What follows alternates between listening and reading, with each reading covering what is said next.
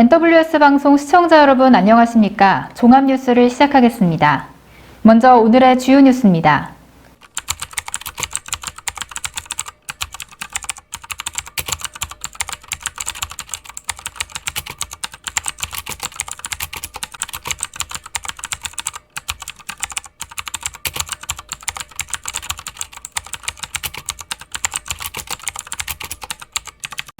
구리시장 백경현 당선인이 제67회 현충일을 맞아 요일 임창동 현충탑에서 순국선열과 호국영령의 희생정신을 기리기 위한 추념식에 참석했습니다.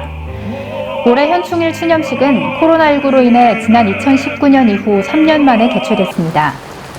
이날 행사에는 구리시장을 비롯해 김형수 구리시의회 의장과 구리시 관내 보훈단체장, 국회의원, 기관단체장, 유가족 등 500여 명이 참석했습니다. 오늘은 6월 6일 현충일입니다. 우리 호국 영령들께서 나라를 구하셨고 우리 그 가족들이 우리 국가관을 꾸준하게 여기 이어오고 있습니다. 우리가 우크라이나 사태를 보면서 많은 것을 느꼈을 것입니다.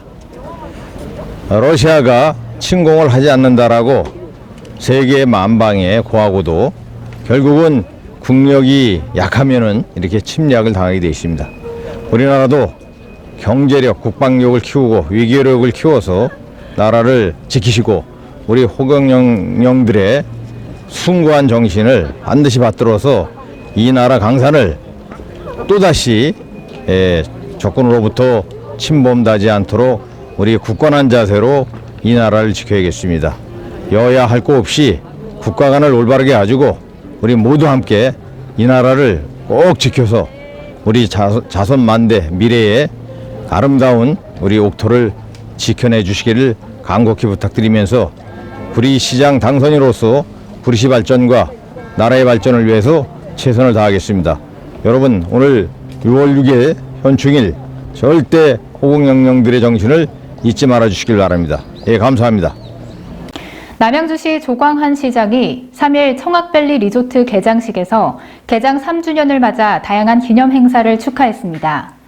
청악밸리 리조트는 지난 2020년 개장 이후 약 2년 동안 17만여 명이 방문한 남양주시 대표 관광 명소로 올해는 청악비치 시구간, 두물머리 소정원, 물놀이장과 대형 그늘막이 추가로 조성됐습니다. 올해 개장식은 2년 만에 시민들과 함께하는 행사로 추진됐으며 사회단체 임원 및 지역 주민 등 약 3천여 명이 참석했습니다. 임창열 경기도의회 의원은 8일 하나뿐인 지구라는 주제로 개최된 구리시 제27회 환경의 날 기념식에 참석했습니다. 이번 기념식은 환경의 날을 맞아 환경 문제에 대해 생각해보고 환경 보호를 위한 실천 의지를 다짐하고자 개최됐으며 자리에 함께하지 못한 시민들을 위해 구리시청 공식 유튜브인 해피GTV를 통해 실시간 중계됐습니다.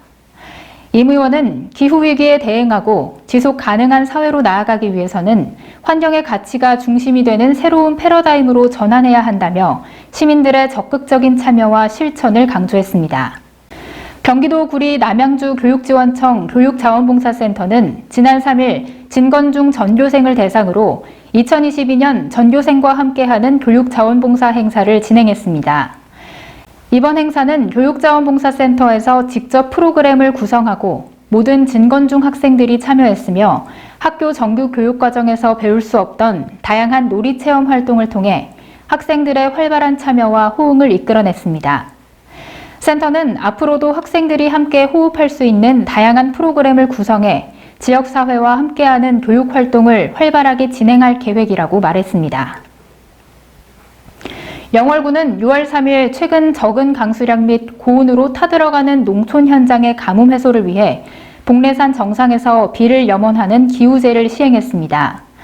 최명서 영월군수는 최근 영월 지역에 심각한 가뭄이 이어지면서 농작물 피해가 커지고 있는 가운데 농민들을 위로하는 뜻에서 기우제를 열었다며 올해도 큰 자연재해 없이 풍년이 들기를 정성스럽게 기원했다고 말했습니다.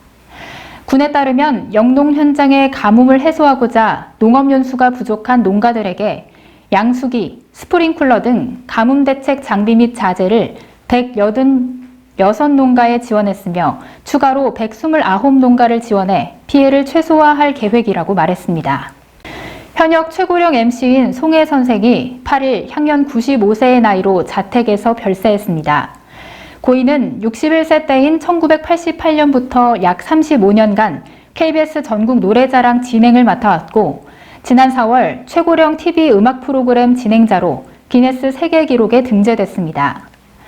빈소는 서울대병원 장례식장에 마련됐고 장례는 대한민국 방송 코미디언 협회장으로 3일간 치러지며 발인식은 오는 10일 오전 열릴 예정입니다. 민주노총 공공운수노조 화물연대 본부가 7일 전면 무기한 총파업에 돌입했습니다. 화물연대는 국민 경제에 미치는 영향을 고려해 총파업 전까지 정부와 모든 대화 창구를 열어놓고 협의를 위해 노력해왔지만 국토교통부는 이달 2일 1차 교섭 이후 대화 요청이나 적극적인 연락이 없는 상황이라며 파업을 강행한다고 밝혔습니다. 화물연대는 경유가 폭등으로 안전운임제 없이는 생계유지가 곤란한 상황이라며 노동기본권 확대 및 화물노동자 권리보장 등을 주장하고 있습니다. 대전시는 하절기 북대전 지역 악취 민원에 신속하게 대처하기 위해 24시 악취 종합 상황실을 본격 운영한다고 밝혔습니다. 시와 자치구는 악취 민원이 집중되는 6월부터 10월까지 5개월간 유성구 봉산동 지역에 악취 종합 상황실을 설치하고 악취 영향이 심해지는 새벽과 야간 시간대 민원에 신속하게 대처할 계획이라고 전했습니다. 대전시 전재현 환경녹지국장은 북대전은 산업단지와 환경기초시설이 밀집되어 악취로 인한 불편 상황이 발생할 우려가 있다며 악취 종합 상황실을 추진해 시민 불편 해소와 쾌적한 대전 만들기를 위해 최선을 다하겠다고 말했습니다. 북한의 제7차 핵실험이 임박한 것으로 관측되는 상황에서 정부가 북한의 핵미사일 위협을 실질적으로 무력화할 수 있는 근원적이고 근본적인 대책을 강구하겠다고 밝혔습니다. 신인호 국가안보실 제2차장은 8일 국회에서 당정 대통령실 협의회에 출석해 북핵을 머리에 이고 살아갈 순 없다며 윤석열 정부 임기 내를 목표로 시점을 제시했습니다. 윤석열 대통령도 지난 6월 현충일 추념사에서 북한 핵과 미사일 위협을 억제하면서 보다 근본적이고 실질적인 안보 능력을 갖춰야 한다며 압도적 한국형 삼축 체계 능력을 확보해야 한다고 말했습니다.